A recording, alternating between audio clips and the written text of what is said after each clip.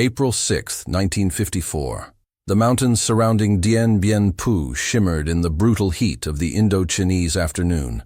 At 14,000 feet above the jungle canopy, the twin engines of a C-119 flying boxcar thundered through air thick with monsoon moisture and the acrid smoke of artillery fire. Inside the cargo bay, wooden crates of ammunition and sacks of rice shifted against nylon restraints as the aircraft banked toward the valley floor. The pilot, James B. McGovern, Jr., known to his colleagues as Earthquake Magoon, gripped the yoke with hands that had guided bombers over Germany and transport planes across the Pacific. Now, at 34, he found himself flying the most dangerous mission of his career over a battlefield that would define America's next war before the previous one had truly ended. The radio crackled with French voices pleading for supplies, for ammunition, for hope. Below them, the fortress that had symbolized European colonial power in Southeast Asia was dying one bunker at a time.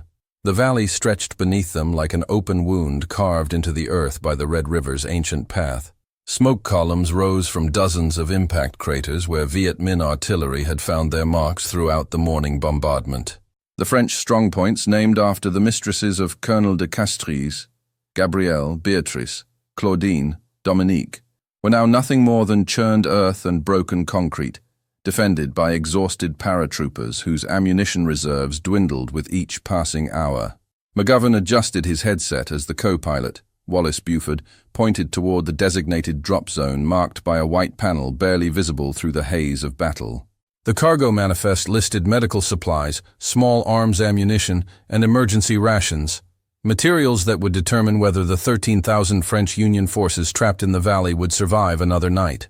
What the manifest did not record was the broader significance of this mission, that an American civilian pilot was about to become the first casualty of a conflict that would consume his nation for the next 2 decades. The civil air transport operation that brought McGovern to this moment had emerged from the shadowy intersection of corporate aviation and Cold War geopolitics. Founded by Claire Chennault, the former leader of the Flying Tigers, KT presented itself as a commercial airline serving the Far East. In reality, it functioned as the aviation arm of the Central Intelligence Agency, providing plausible deniability for American military intervention in regions where official involvement would prove diplomatically inconvenient. The company's pilots were recruited from the ranks of former military aviators, men who possessed both the technical skills necessary for hazardous flying and the discretion required for covert operations. They flew without uniforms, carried no military identification, and operated under cover stories that portrayed them as civilian contractors engaged in humanitarian missions. Their aircraft bore commercial registrations rather than military markings, and their flights appeared on no official Department of Defense records. The French military command had initially regarded these American pilots with a mixture of gratitude and skepticism. General Henri Navarre, architect of the Dien Bien Phu strategy, had publicly dismissed concerns about Viet Minh capabilities, declaring that his forces would welcome an open battle where superior French firepower could finally destroy Ho Chi Minh's elusive army. The fortress itself represented the pinnacle of European military engineering adapted to tropical conditions. A series of interconnected strongpoints designed to control the valley's airstrip, while drawing Viet Minh forces into a conventional engagement where French artillery and air support would prove decisive. Yet by April 1954, as McGovern prepared for his final approach, those same strongpoints had become isolated islands in a sea of enemy fire, their defenders dependent on aerial resupply for survival. The strategic miscalculation that doomed Dien Bien Phu stemmed from fundamental misunderstandings about both the nature of the conflict and the capabilities of their opponents. French intelligence had failed to detect the massive logistical operation that brought heavy artillery pieces through seemingly impassable mountain terrain. General Vo Nguyen Giap's forces had moved 105mm howitzers and anti-aircraft guns along jungle trails using thousands of porters and specially designed wheeled carriages, creating a ring of fire around the valley that transformed the French fortress into a target rather than a strongpoint. The Viet Minh had also demonstrated tactical innovations that challenged European assumptions about indigenous military capabilities. Their artillery observers had established concealed positions that provided precise coordinates for counter-battery fire, while their anti-aircraft teams had learned to coordinate their efforts to create overlapping fields of fire that made low-level flight increasingly suicidal. McGovern's C-119 represented both the promise and limitations of American air mobility doctrine in the early Cold War period. The flying boxcar had been designed for cargo transport rather than precision airdrop, with twin radial engines that provided adequate power for normal operations but left little margin for emergency maneuvers. The aircraft's cargo bay could accommodate up to 10,000 pounds of supplies, but successful delivery required straight-line approaches at relatively low altitudes, flight profiles that exposed the aircraft to ground fire for extended periods. The plane's defensive capabilities were non-existent. It carried no armor plating, no self-sealing fuel tanks, and no defensive armament. Its survival depended entirely on avoiding enemy contact, a strategy that proved increasingly impossible as Viet Minh anti-aircraft capabilities improved throughout the siege. The morning briefing at Gia Lam Airfield had outlined the mission parameters with clinical precision. Intelligence reports indicated moderate anti-aircraft activity around the drop zones, but French ground controllers had provided updated coordinates that supposedly avoided the heaviest concentrations of enemy fire. The weather forecast predicted scattered cloud cover with visibility adequate for visual navigation, though the smoke from ongoing bombardment would likely obscure ground references. McGovern's crew consisted of 3 men in addition to himself: co-pilot Wallace Buford, flight mechanic Norman Schwartz, and cargo specialist James Hicks. All were volunteers who understood both the risks and the importance of their mission. The French garrison's ammunition reserves were critically low, and failure to complete the resupply run would likely result in the fortress's collapse within 24 hours. The flight path from Hanoi to Dien Bien Phu traversed some of the most challenging terrain in Southeast Asia. The Red River Valley gave way to limestone karst formations that rose like cathedral spires from the jungle floor, their peaks often shrouded in clouds that obscured both navigation landmarks and potential threats. The monsoon season had arrived early, bringing afternoon thunderstorms that turned flying into a battle against wind shear and turbulence. Radio navigation aids were limited to a few commercial stations, whose signals often faded or disappeared entirely in the mountainous terrain. Dead reckoning remained the primary navigation method, requiring pilots to maintain precise headings and airspeeds while compensating for wind drift and magnetic variation. A single error in calculation could result in controlled flight into terrain, or worse, a flight path that carried the aircraft over known concentrations of enemy forces. As the C-119 descended toward the valley, McGovern could see the full scope of the disaster unfolding below. The airstrip that had originally justified the fortress's location was now cratered beyond use, its surface pocked with shell holes and littered with the wreckage of aircraft that had attempted emergency landings during the siege's early days. The French command post, once a symbol of colonial authority, had been reduced to a series of underground bunkers connected by communication trenches that zigzagged across the valley floor like scars in the earth. Smoke rose continuously from multiple impact points, where Viet Minh mortars maintained their relentless bombardment, while the distinctive crack of sniper fire echoed off the surrounding hills. The scene below represented more than military defeat. It symbolized the end of European colonial dominance in Southeast Asia, and the beginning of American involvement in a conflict that would reshape the global balance of power. The tactical situation had deteriorated significantly since the siege's beginning in March. What had started as a French attempt to lure Viet Minh forces into open battle had evolved into a methodical strangulation campaign that exploited every weakness in the fortress's design. The attackers had constructed an intricate network of trenches and tunnels that brought them progressively closer to the French positions, while providing protection from artillery fire. Their engineers had demonstrated remarkable skill in placing explosive charges that collapsed bunkers and communication trenches with surgical precision. Most importantly, they had maintained supply lines through terrain that French military planners had dismissed as impassable, ensuring that their forces remained well equipped, while the defenders faced increasing shortages of everything from ammunition to medical supplies. The anti-aircraft threat that McGovern faced represented a quantum leap in Viet Minh capabilities. Soviet-supplied 37mm guns had been positioned at carefully chosen locations that provided overlapping coverage of all likely approach routes to the drop zones. The gun crews had received extensive training in aircraft recognition and engagement techniques, allowing them to distinguish between different aircraft types and adjust their tactics accordingly. They had also learned to coordinate their fire with other defensive systems, creating a layered defense that forced incoming aircraft to run a gauntlet of increasingly accurate fire. Intelligence reports suggested that the guns were served by experienced crews who had honed their skills during weeks of combat, making each resupply mission more dangerous than the last. The psychological pressure on the transport crews had mounted with each passing day as the siege progressed. Earlier missions had resulted in several near misses and one confirmed shootdown, creating an atmosphere of barely controlled tension among the pilots and crew members.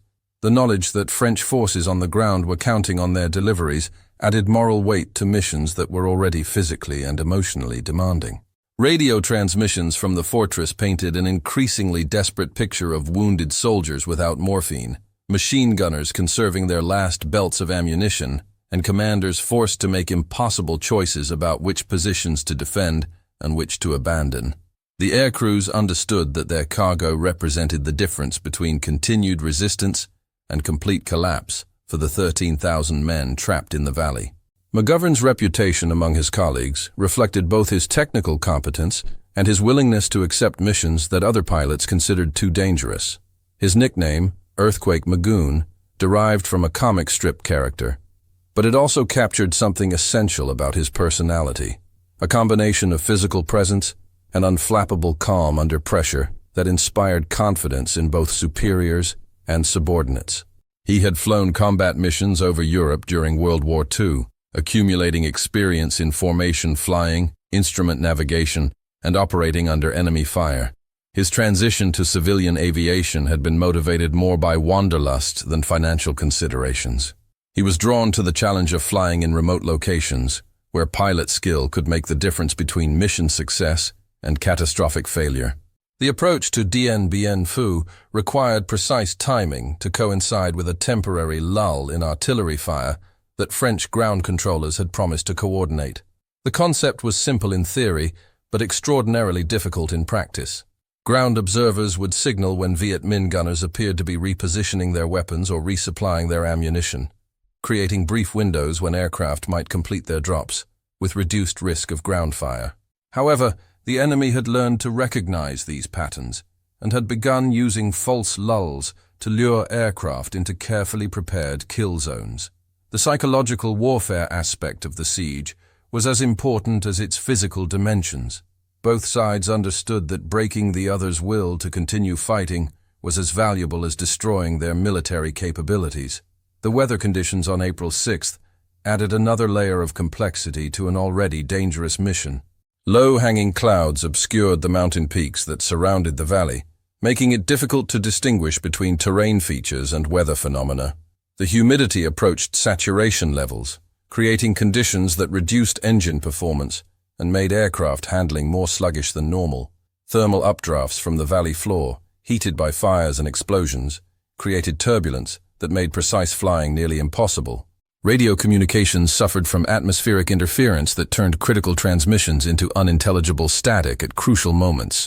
These conditions would have challenged even the most experienced crews under normal circumstances. In a combat environment, they transformed routine procedures into life-or-death decisions. The cargo manifest for McGovern's final mission reflected the desperate priorities of a garrison running out of everything simultaneously. Medical supplies topped the list: morphine, sulfa powder, surgical instruments, and blood plasma that would allow doctors to treat the hundreds of wounded soldiers crowded into inadequate underground aid stations. Small arms ammunition occupied the bulk of the cargo space, with particular emphasis on machine gun belts and rifle rounds that would allow defenders to maintain their rate of fire during the next enemy assault. Emergency rations represented a recognition that the siege had disrupted normal food distribution, forcing soldiers to survive on reduced caloric intake while maintaining the physical demands of combat. Each item on the manifest represented lives that hung in the balance, men whose survival depended on the successful completion of a mission that grew more perilous with each passing hour. The intelligence briefing had emphasized that Viet Minh forces had begun concentrating their anti-aircraft efforts around specific drop zones, learning from previous American missions to anticipate flight paths and timing. Soviet advisors had reportedly arrived to provide technical assistance in operating and maintaining the 37mm guns, bringing expertise that significantly improved accuracy and reliability. The guns themselves represented the latest in anti-aircraft technology, capable of firing high-explosive shells at rates up to 180 rounds per minute, with effective ranges that covered the entire valley.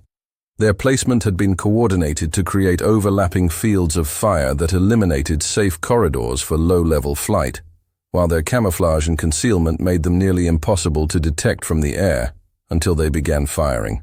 The French ground controllers who would guide McGovern's approach had been operating under impossible conditions for weeks. Their observation posts had been systematically targeted by enemy artillery, forcing them to relocate frequently and operate from improvised positions that provided limited visibility of the drop zones. Radio equipment failures had become increasingly common due to moisture, shock damage, and the difficulty of maintaining complex electronics in combat conditions. The controllers themselves were often wounded soldiers who had volunteered for the duty despite their injuries, understanding that successful resupply missions represented the garrison's only hope for survival.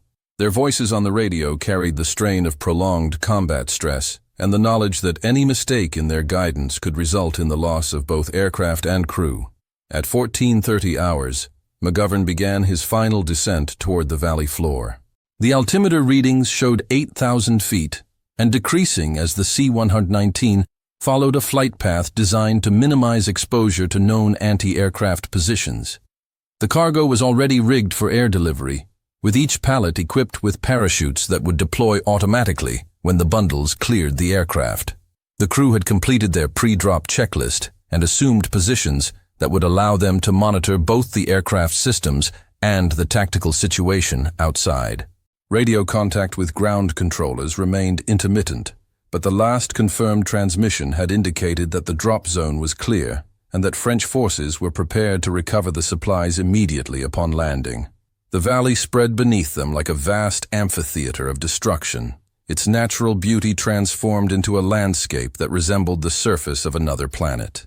Bomb craters and shell holes dotted the terrain in random patterns, while communication trenches carved geometric scars across what had once been rice paddies and vegetable gardens. The French strongpoints were barely visible through the smoke and haze, their concrete bunkers and earthworks blending into the scarred terrain until only the flash of muzzle flares or the movement of personnel revealed their locations. The airstrip that had once welcomed transport aircraft and fighter planes was now a wasteland of twisted metal and cratered concrete. Its control tower collapsed, and its fuel storage areas reduced to blackened ruins.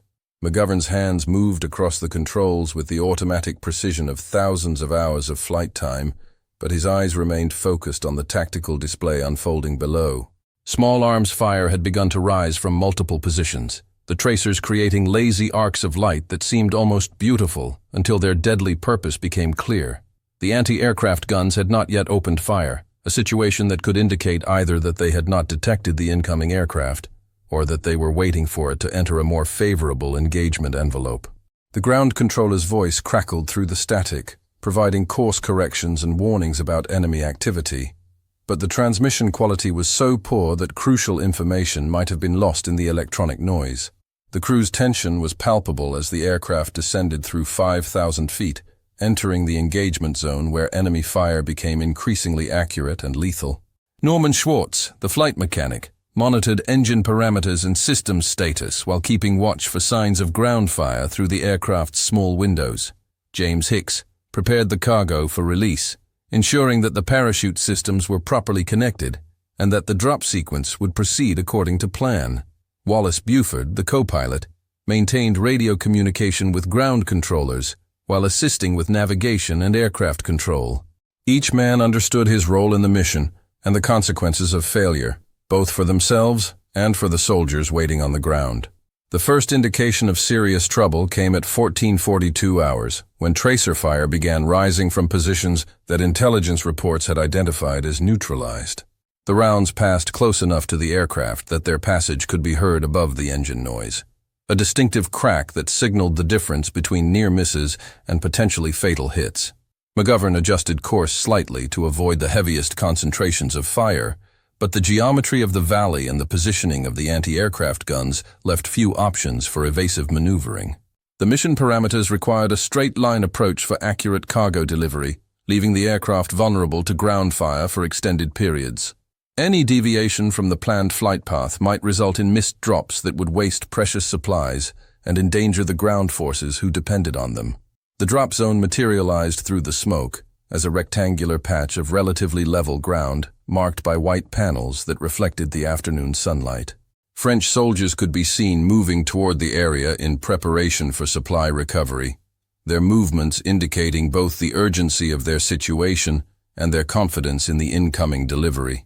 The sight of these men, many obviously wounded and all showing signs of prolonged combat stress, provided powerful motivation for the aircrew to complete their mission, despite the increasing danger. Radio transmissions from the ground painted a picture of desperate courage. Machine gunners down to their last few belts of ammunition, medics treating wounds with improvised materials, and officers making plans based on the assumption that this resupply run would provide the resources necessary for continued resistance. At 14:44 hours, as McGovern aligned the aircraft for its final approach to the drop zone, the valley erupted in a coordinated display of anti-aircraft fire that demonstrated the evolution of Viet Minh defensive capabilities. The 37mm guns opened fire simultaneously from multiple positions, their high explosive shells creating a barrage that filled the air with deadly fragments and concussive blasts. The gun crews had clearly been tracking the aircraft's approach and had waited until it entered the optimal engagement envelope before revealing their positions. The tactical sophistication of the attack reflected months of combat experience and technical assistance from Soviet advisors who understood both the capabilities and limitations of American transport aircraft. The first shell to find its mark struck the port engine nacelle, sending metal fragments through the wing structure and igniting fuel vapors that had accumulated in the engine compartment. The explosion was visible from the ground as a bright orange flash, followed by a stream of burning fuel that trailed behind the aircraft like a comet's tail. McGovern felt the controls respond sluggishly as hydraulic lines were severed and electrical systems failed. But he maintained his approach toward the drop zone with the determination of a pilot who understood that mission completion was more important than personal survival. The cargo release was already in progress, with pallets of supplies tumbling from the aircraft's rear doors toward the waiting soldiers below. The second hit came moments later as additional guns joined the barrage, their shells bracketing the aircraft with frightening accuracy. This impact struck the fuselage behind the cargo bay, creating a massive hole that disrupted the aircraft's aerodynamics and made controlled flight increasingly difficult. The crew could feel the airframe shuddering under the stress of battle damage, while smoke and flames began to fill the cabin through the damaged sections. Norman Schwartz reported multiple system failures over the intercom, his voice calm despite the obvious gravity of their situation. The aircraft was dying around them, but McGovern continued to fight for altitude and distance that might allow the crew to bail out over friendly territory. The realization that the aircraft was beyond saving came with the third and final shell impact, which struck the starboard engine and immediately reduced power to virtually nothing. The C-119 began a slow rotation to the left, as McGovern lost the ability to maintain directional control, while the altitude loss accelerated beyond the point where recovery was possible. The crew had perhaps 30 seconds to make the decision between attempting a crash landing in hostile territory or bailing out over terrain that offered little hope of rescue. McGovern's voice came over the intercom with characteristic calm. "Hold tight, boys. We're going in." His decision to attempt a controlled crash reflected both his responsibility as aircraft commander and his understanding that bailout procedures would likely result in capture or death for the entire crew. The final moments of Flight 7749 unfolded with the terrible inevitability of a natural disaster. McGovern managed to level the aircraft's wings and reduce its rate of descent, but he could not prevent the inevitable impact with the valley floor. The crash occurred at approximately 14:46 hours local time, as the burning C-119 struck the Earth with sufficient force to break apart and scatter its contents across several hundred yards of terrain. French observers in nearby positions reported that the explosion could be seen clearly through the smoke of battle, a brilliant flash that momentarily outshone even the artillery bombardment. The impact site was immediately subjected to enemy fire that prevented any rescue attempts, ensuring that the crew's fate would remain unknown for several days. The immediate tactical consequences of McGovern's crash extended far beyond the loss of a single aircraft and crew. The supplies that had been dropped before the shootdown provided temporary relief for some French positions, but the psychological impact of watching an American aircraft destroyed in full view of the garrison was devastating to morale. The incident also demonstrated that Viet Minh anti-aircraft capabilities had evolved to the point where daytime resupply missions were becoming suicidal, forcing a reconsideration of tactics and timing for future operations. Most importantly, the death of an American pilot in combat marked a significant escalation in United States involvement in the conflict, even though official policy continued to maintain that no American combat personnel were engaged in Indochina. The search for survivors began almost immediately, despite the obvious dangers involved. French patrols attempted to reach the crash site during the brief intervals between artillery barrages, but enemy fire made systematic search impossible. Radio operators tried to contact any crew members who might have survived the impact, broadcasting on emergency frequencies and listening for distress signals that never came. The wreckage itself was partially visible from French observation posts, but the volume of enemy fire directed at the area made it clear that Viet Minh forces were determined to prevent any rescue attempts. After 3 days of futile efforts, the search was officially abandoned, and McGovern and his crew were listed as missing in action. The official response to McGovern's loss reflected the complex political considerations that surrounded American involvement in Indochina. The State Department issued a brief statement acknowledging that a civilian transport aircraft had been lost while conducting humanitarian operations, but provided no details about the crew or the circumstances of the crash. The Central Intelligence Agency, operating through civil air transport, maintained its cover story that the flight had been a commercial operation with no connection to United States government policy. This fiction was maintained despite clear evidence that the mission had been coordinated with French military commanders and that the aircraft had been carrying military supplies rather than humanitarian aid. The broader strategic implications of McGovern's death became apparent only as the siege of Dien Bien Phu entered its final phase. The successful destruction of American aircraft demonstrated that Viet Minh forces possessed both the technical capability and tactical sophistication necessary to challenge any military intervention that might be contemplated by the United States government. The incident also revealed the limitations of covert operations that attempted to provide military assistance while maintaining plausible deniability. The death of an American pilot in combat made it impossible to continue the fiction that United States involvement was purely humanitarian, forcing policymakers to confront the reality that any meaningful assistance to French forces would require acceptance of American casualties. The intelligence gathered from the wreckage provided valuable insights into American aircraft capabilities and operational procedures that would later prove useful to North Vietnamese forces during the larger conflict that followed. Soviet and Chinese advisors were reportedly present at the crash site within hours of the impact, allowing them to examine both the aircraft's construction and any documents or equipment that survived the fire. This intelligence windfall contributed to the development of anti-aircraft tactics that would later challenge American air operations throughout Southeast Asia. The loss of a single transport aircraft thus had consequences that extended far beyond the immediate tactical situation at Dien Bien Phu. The human cost of McGovern's mission resonated through the close-knit community of pilots who flew for civil air transport and similar organizations. His death confirmed what many had suspected, that their supposedly civilian status provided no protection against the realities of combat operations in hostile territory.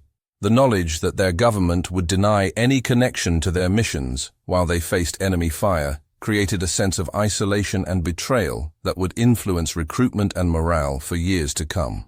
Yet these same pilots continued to volunteer for dangerous missions throughout Southeast Asia, motivated by professional pride and a sense of duty that transcended official recognition or compensation. The French garrison at Dien Bien Phu fell 7 days after McGovern's crash, marking the end of European colonial rule in Indochina and setting the stage for American intervention in what would become known as the Vietnam War. The fortress that had been designed to demonstrate French military superiority became instead a symbol of the limitations of conventional military force when confronted with determined insurgent opposition.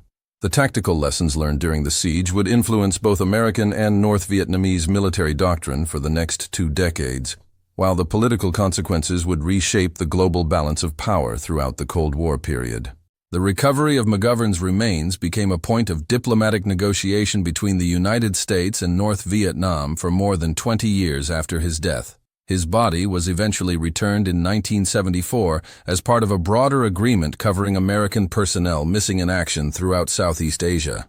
The delay reflected both the political complexity of acknowledging covert operations and the practical difficulties of conducting search operations in terrain that remained heavily contested long after the original conflict had ended.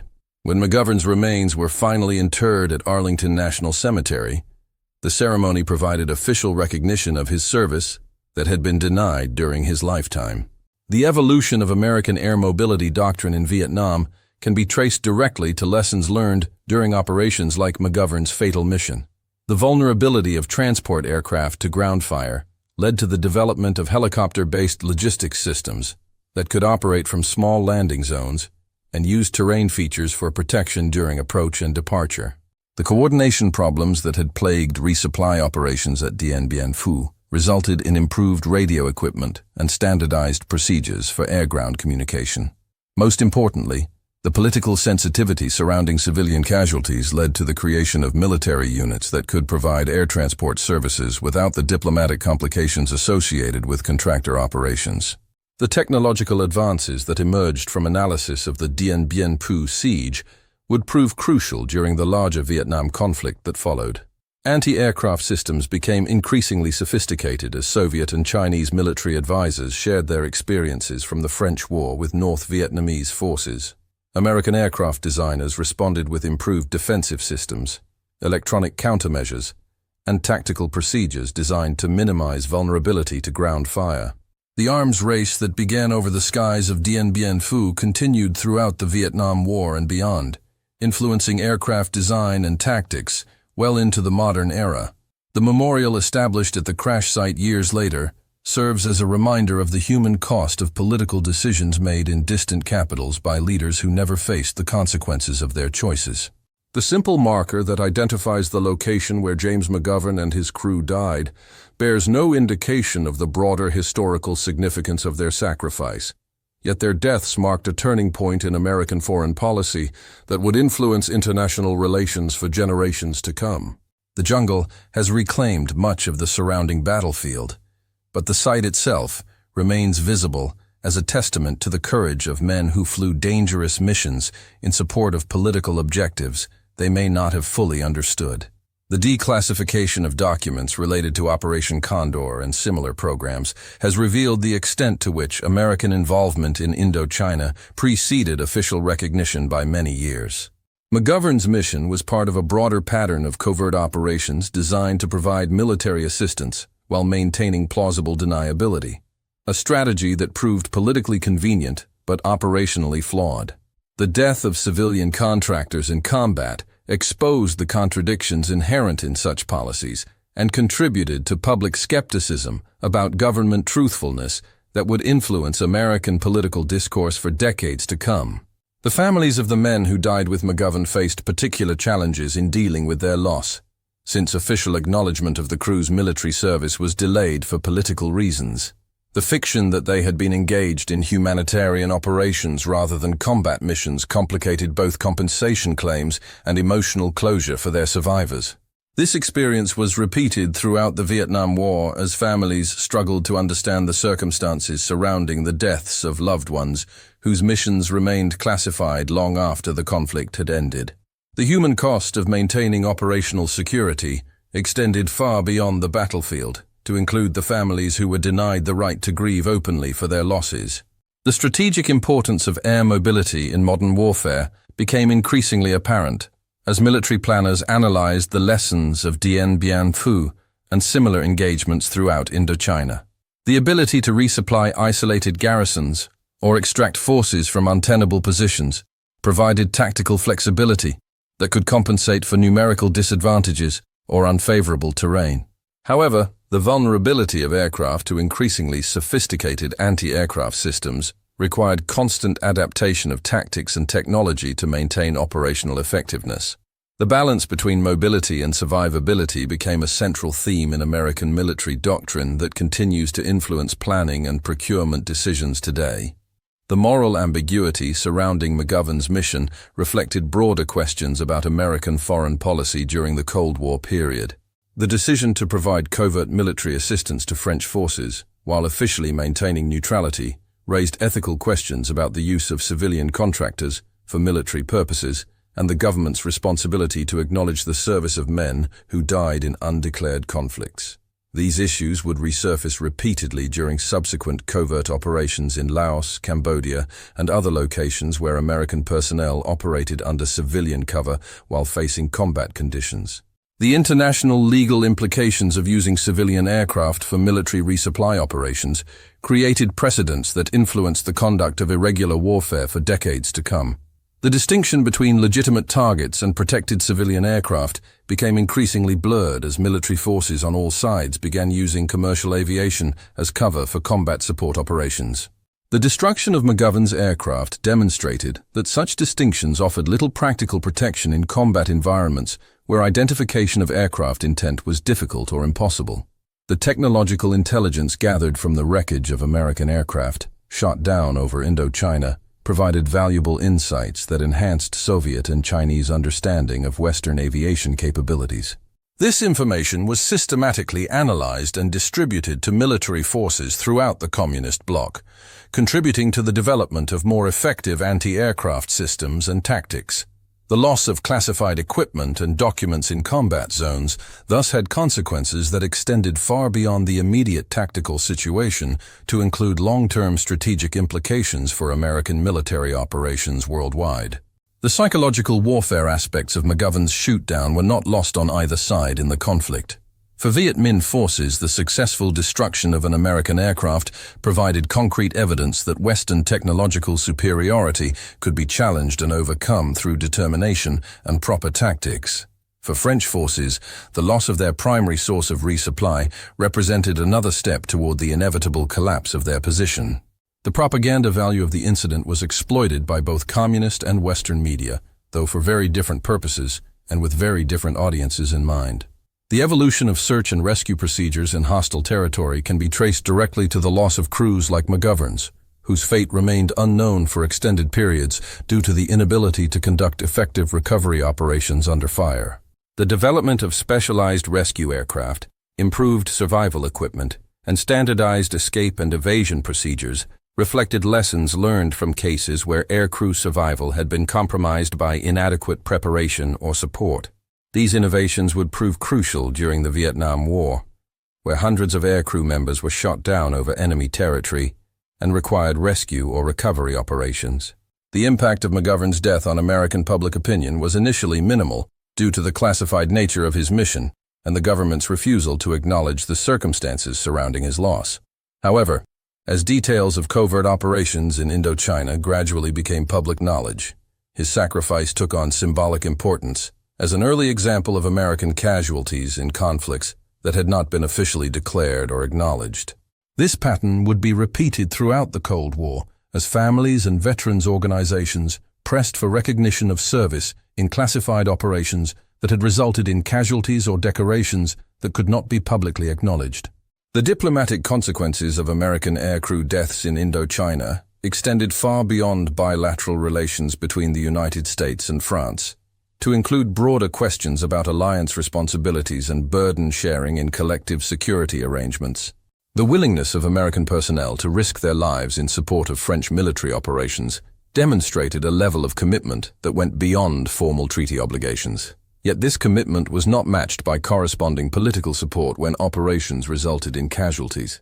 The resulting tensions would influence NATO relationships and other alliance structures for years to come.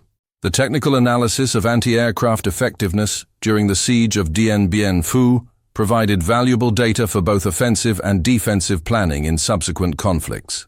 The successful coordination of multiple gun positions to create overlapping fields of fire demonstrated tactical innovations that would be widely adopted by other military forces facing superior air power. Similarly, The vulnerability of transport aircraft to relatively simple anti-aircraft systems influenced American aircraft design requirements and operational procedures throughout the Vietnam War and beyond.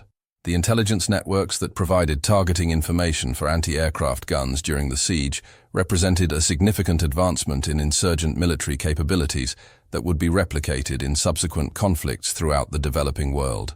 The ability to track aircraft movements, predict flight paths, and coordinate defensive fires required sophisticated communication systems and trained personnel that challenged conventional assumptions about irregular force capabilities. These developments would prove particularly relevant during the Vietnam War, where North Vietnamese forces demonstrated similar abilities to threaten American air operations. The role of weather and environmental factors in determining mission success or failure became increasingly apparent as operations in Indochina continued throughout 1954. The combination of high humidity, frequent cloud cover, and thermal turbulence created flight conditions that challenged even experienced pilots, while providing additional concealment for ground-based defensive systems. The monsoon season's impact on visibility and aircraft performance added another variable to mission planning calculations that would influence tactical procedures throughout Southeast Asia for decades to come. The psychological stress experienced by aircrew members flying repeated missions over hostile territory began to manifest itself in various forms of combat fatigue that military medical personnel were not adequately prepared to address. The knowledge that each mission might be their last, combined with the uncertainty surrounding rescue procedures and prisoner treatment, created mental health challenges that would not be fully recognized or addressed until much later in the Vietnam War. The stigma associated with acknowledging psychological problems in a military context meant that many aircrew members suffered in silence rather than seeking help that might have been available. The logistics challenges involved in maintaining aircraft operations from bases in French Indochina highlighted the vulnerability of extended supply chains to interdiction and sabotage. The requirement for specialized aviation fuel, spare parts, and trained maintenance personnel created dependencies that could be exploited by enemy forces through direct attack or indirect pressure on supporting infrastructure. These vulnerabilities would become critical factors in American planning for subsequent operations in Southeast Asia, where similar logistical constraints would limit the scope and duration of air operations. The evolution of prisoner-of-war policies and procedures was influenced by the uncertain fate of aircrew members like McGovern, who were shot down over enemy territory.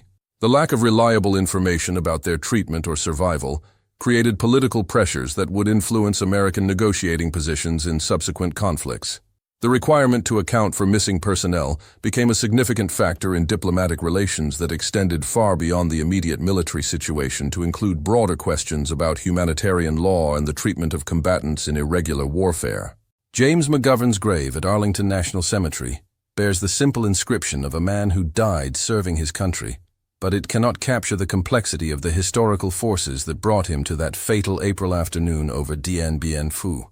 His death marked not just the loss of a skilled pilot, but the beginning of American involvement in a conflict that would consume a generation and reshape the nation's understanding of its role in the world.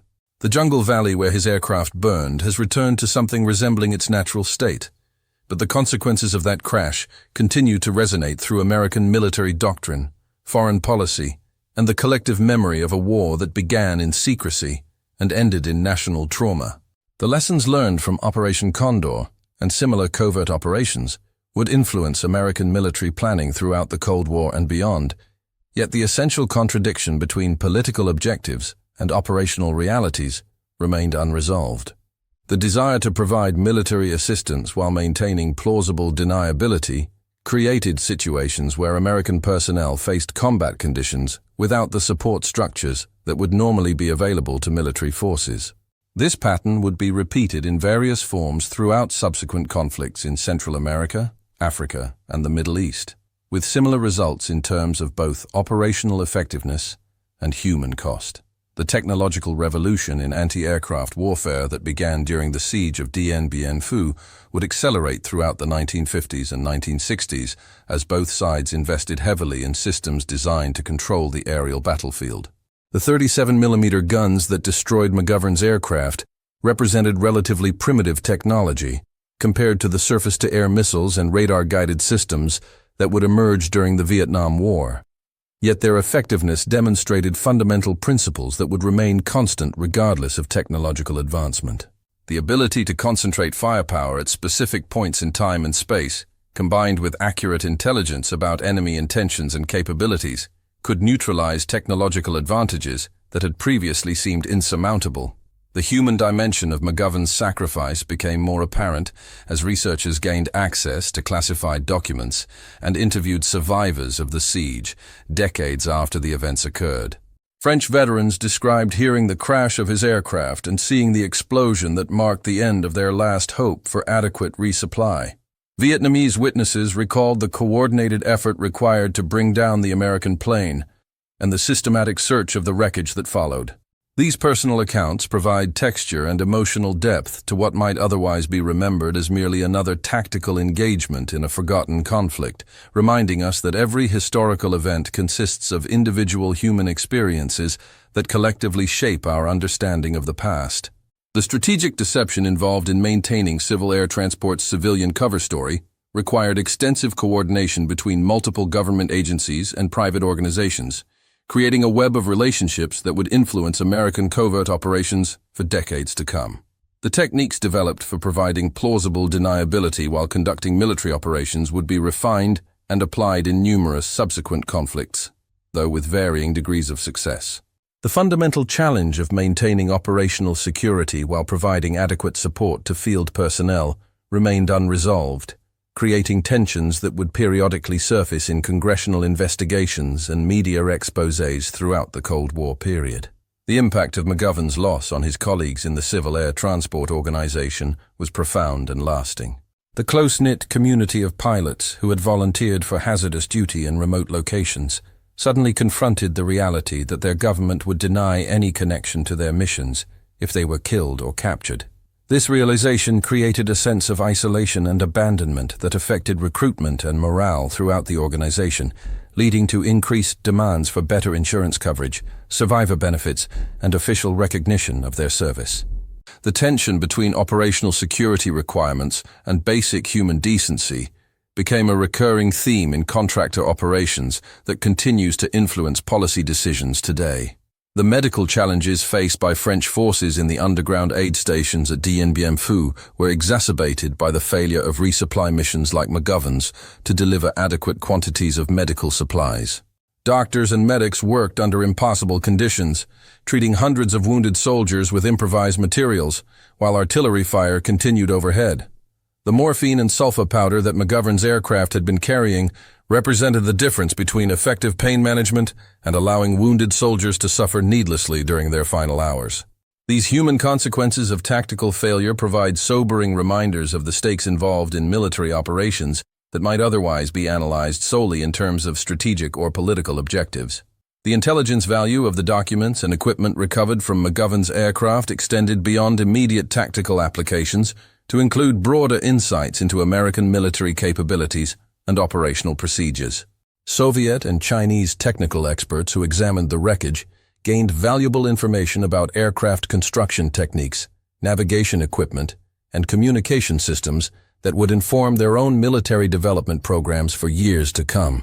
The compromise of classified materials in combat zones thus had consequences that extended far beyond the immediate tactical situation to include long-term strategic implications for military planning and technology development.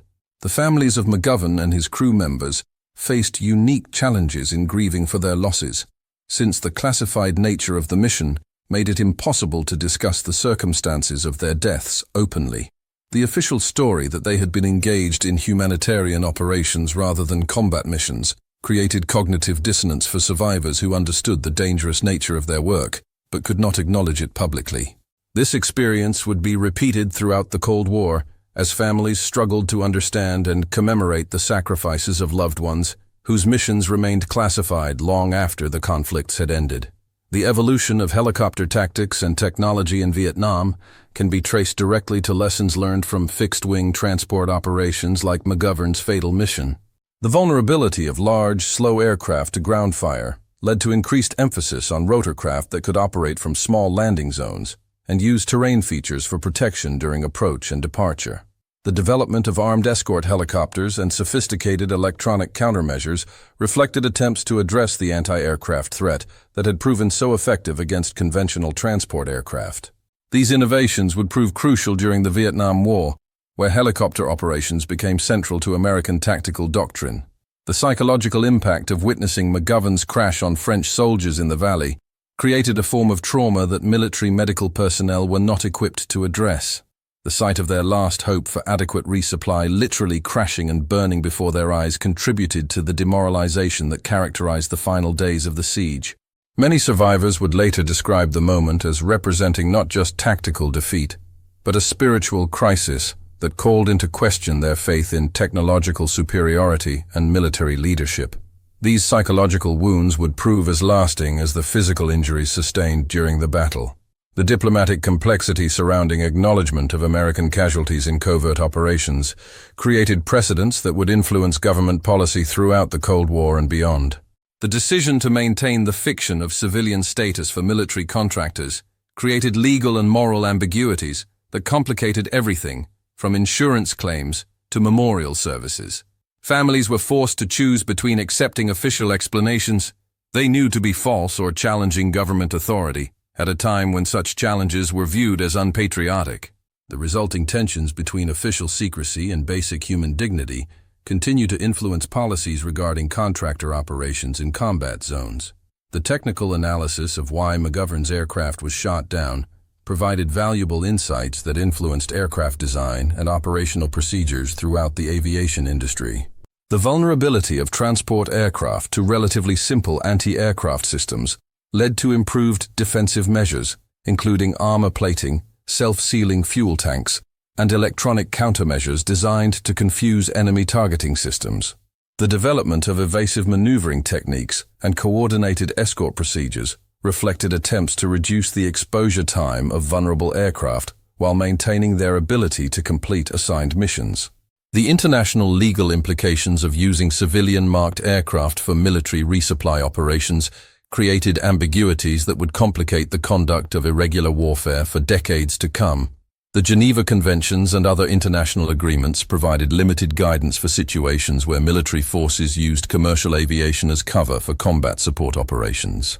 The destruction of McGovern's aircraft by forces that claimed to be fighting for national liberation rather than representing a recognized government added another layer of complexity to legal questions that remain unresolved today. The role of weather and environmental factors in determining the success or failure of air operations became increasingly important as conflicts moved to tropical and mountainous regions where visibility and aircraft performance could change rapidly. The monsoon conditions that characterized much of Southeast Asia created flight environments that challenged even experienced pilots, while providing additional concealment for ground-based defensive systems. The development of all-weather navigation systems and improved weather forecasting capabilities reflected attempts to address these challenges, though with limited success given the technology available during the 1950s. The intelligence networks that provided targeting information for the anti-aircraft guns that destroyed McGovern's aircraft represented sophisticated organizational capabilities that challenged Western assumptions about insurgent military competence. The ability to track aircraft movements, predict flight patterns, and coordinate defensive fires required communication systems and trained personnel that suggested levels of professional military education and equipment access previously associated only with conventional forces. These capabilities would prove even more significant during the larger Vietnam conflict that followed. The propaganda value of shooting down an American aircraft was not lost on either side in the Indochina conflict. For Viet Minh forces, the successful destruction of a technologically advanced aircraft by relatively simple weapon systems provided powerful evidence that Western military superiority could be challenged and overcome. For American policymakers, the incident demonstrated the risks associated with covert military operations in regions where plausible deniability could be compromised by tactical failures. The competing narratives surrounding McGovern's death would influence public perception of American involvement in Southeast Asia for years to come.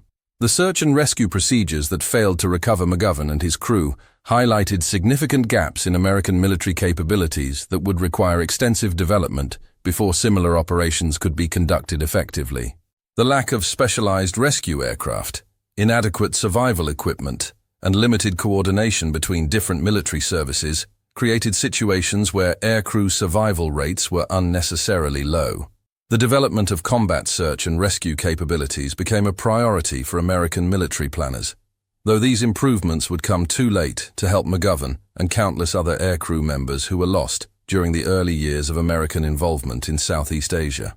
The economic costs associated with aircraft losses like McGovern's crash extended far beyond the replacement value of the destroyed equipment to include training costs for crew members, lost operational capabilities, and political consequences that were difficult to quantify in monetary terms. The decision to continue high-risk operations despite increasing casualty rates reflected strategic calculations that weighed potential benefits against known costs, though these calculations often failed to account adequately for human factors that proved crucial to long-term success or failure. The memorial services held for McGovern and his crew members years after their deaths provided opportunities for official recognition that had been impossible during the immediate aftermath of their loss. The ceremonies at Arlington National Cemetery and other locations allowed families and colleagues to grieve publicly for sacrifices that had previously been acknowledged only in classified documents. Yet these belated honors could not compensate fully for the years of uncertainty and official denial that had complicated the grieving process for their survivors. The technological intelligence gathered from McGovern's aircraft wreckage contributed to improvements in Soviet and Chinese anti-aircraft systems that would later threaten American operations throughout Southeast Asia and other regions. The detailed examination of avionics equipment, structural components, and operational procedures provided insights that informed military development programs for decades to come. The loss of classified materials in combat zones thus had strategic consequences that extended far beyond the immediate tactical situation to influence the broader balance of military capabilities between competing powers. The evolution of air mobility doctrine in the United States military can be traced directly to lessons learned from operations like McGovern's fatal mission over Dien Bien Phu. The recognition that transport aircraft were extremely vulnerable to ground fire when operating in contested airspace led to fundamental changes in tactical procedures and equipment requirements. The development of helicopter-based logistics systems, improved defensive measures for transport aircraft, and better coordination between air and ground forces reflected attempts to address the vulnerabilities that had proven so costly during the French Indochina War. The psychological profiles of men like McGovern, who volunteered for dangerous missions in remote locations, revealed personality characteristics that would prove valuable for military recruiters throughout the Cold War period. The combination of technical competence, physical courage, and emotional stability required for such operations was relatively rare in the general population, making the loss of experienced personnel particularly significant for organizations like Civil Air Transport. The development of selection and training programs designed to identify and prepare suitable candidates for covert operations became a priority for intelligence agencies and military services worldwide. The diplomatic fallout from American casualties in covert operations created precedents that would influence international relations throughout the Cold War and beyond.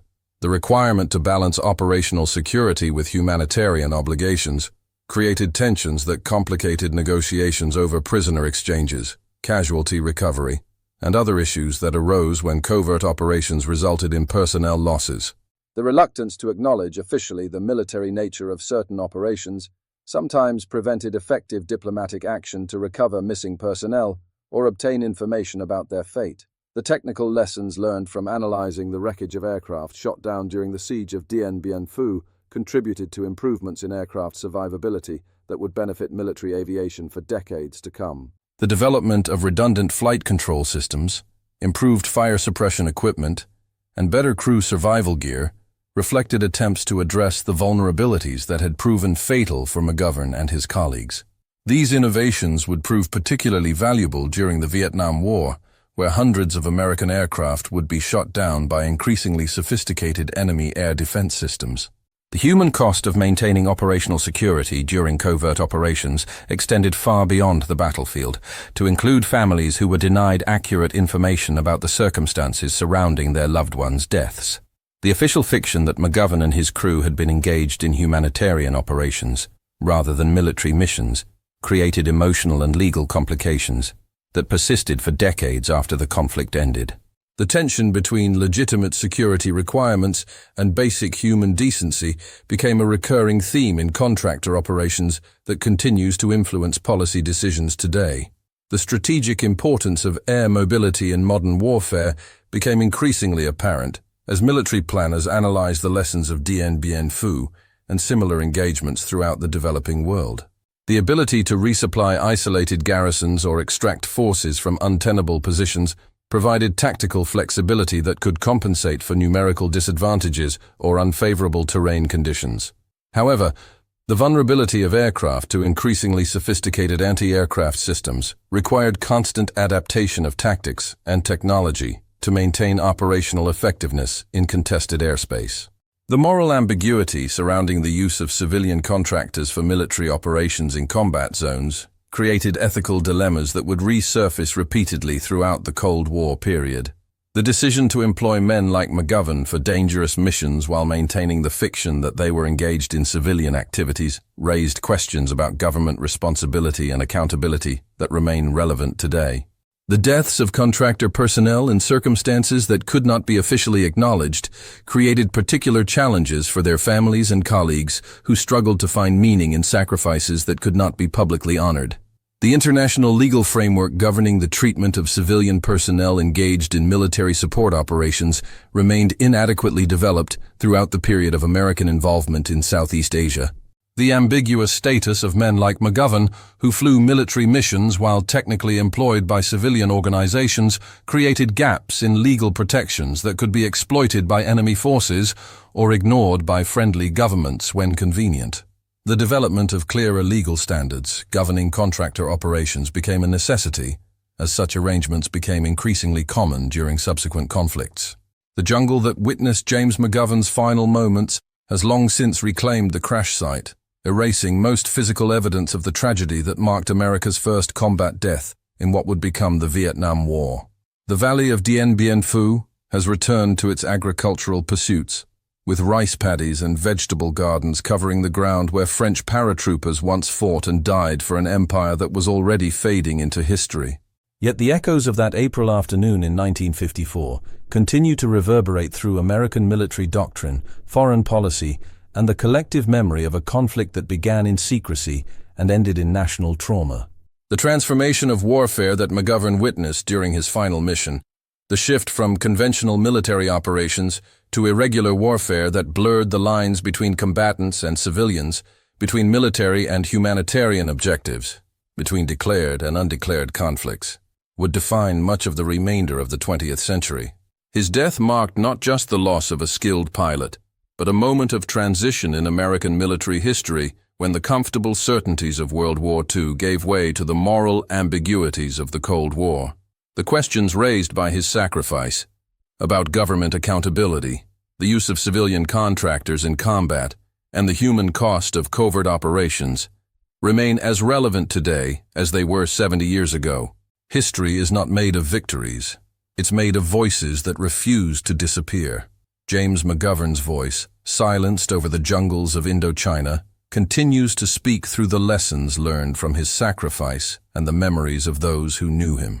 His story reminds us that behind every strategic decision and tactical maneuver are individual human beings whose courage and dedication make possible the freedoms we often take for granted.